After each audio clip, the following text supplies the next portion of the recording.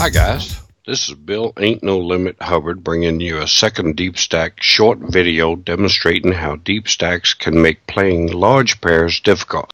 Today I will show you a hand that I demonstrated to a 5-5 deep stack playing student of mine, and then show you how a hand that he actually played 3 days later in a local card room came down. Sample hand 5-10, players 8, 280 BB deep, 2800. And villain 1, Asian player who shows plenty of aggression, loves to 3-bet light in position. Villain 2 is 28-year-old white, young, baseball cap backwards, fairly solid player.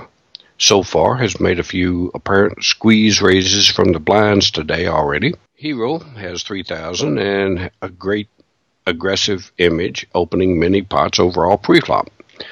Alright, on to the hand. Pre-flop. Hero in middle position with King. We raised to 40. Middle position 1 folds, cutoff folds. On the button, the aggressive Asian player makes it 130. The small blind, the young aggressive baseball cap backward player, makes it 390. What should we do? The most common reply that players respond here is to merely flat the 4-bet and play poker post-flop. I think this is a cliche response and quite honestly sets the hero, us that is, up for disaster. Could we possibly do better than this? I think so, by a long shot. We have a total stack of 2,800 in this hand, and we can risk upwards of 600 to 700 and still fold, keeping within the 25% of stack expenditure limit that is recognized as standard. In other words, I do not want to bet over 25% of my stack and then fold pre-flop in any situation. So what would happen if I would click it back and 5-bet to 650 or so? How would the villain react? I say this. The villain will call or fold with his ace-king only, and call with his queens, jacks, tens only, and 6-bet or shove his ace-ace almost always.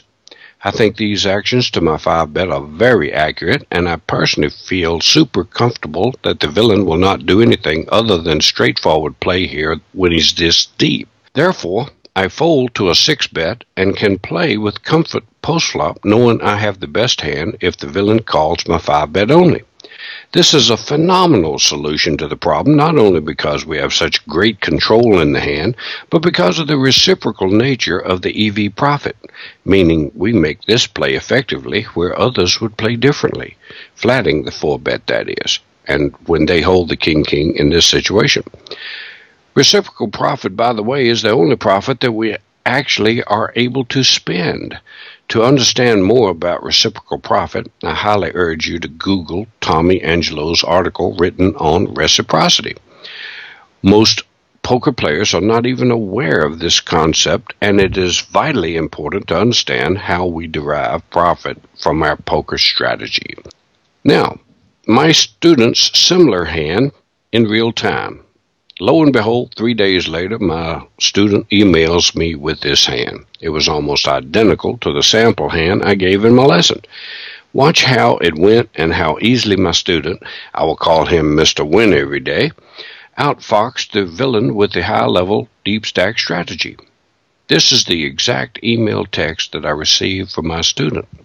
Let's check it out. Hero, King, effective stack size 2,100. Game 5-5 no limit. We're actually 400 BB deep here. The villain is a smart, intuitive player, can read hands and figure them out well. There was a $10 straddle, there was a $20 straddle, and now the hero looks down, very next player under the gun too, and looks down at King.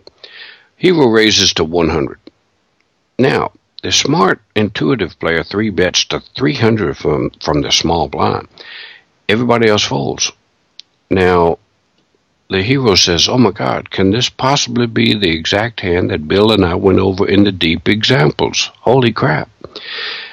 My first instinct was to call only due to the stacks. Then I said, no, coach says click it back and fold to a shove.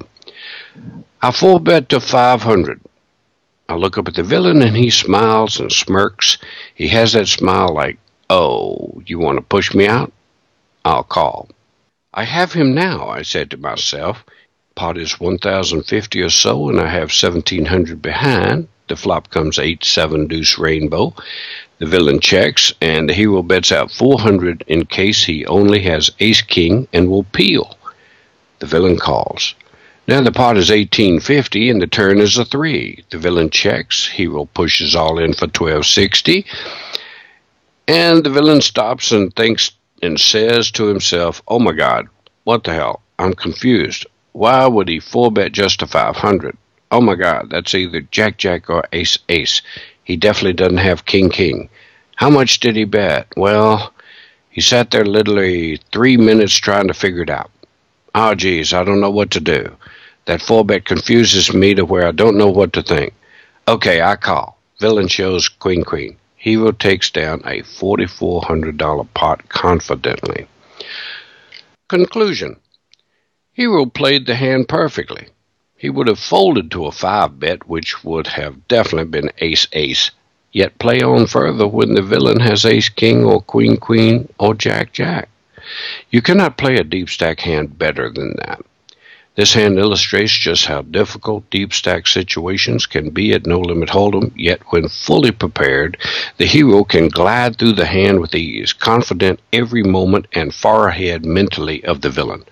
This is how we earn reciprocal profit and how we grind optimal edges at this game. If you Google deep stack strategy for No Limit Holdem, you'll find very little information anywhere.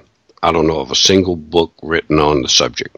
Here's your opportunity now to acquire information that only my students will have.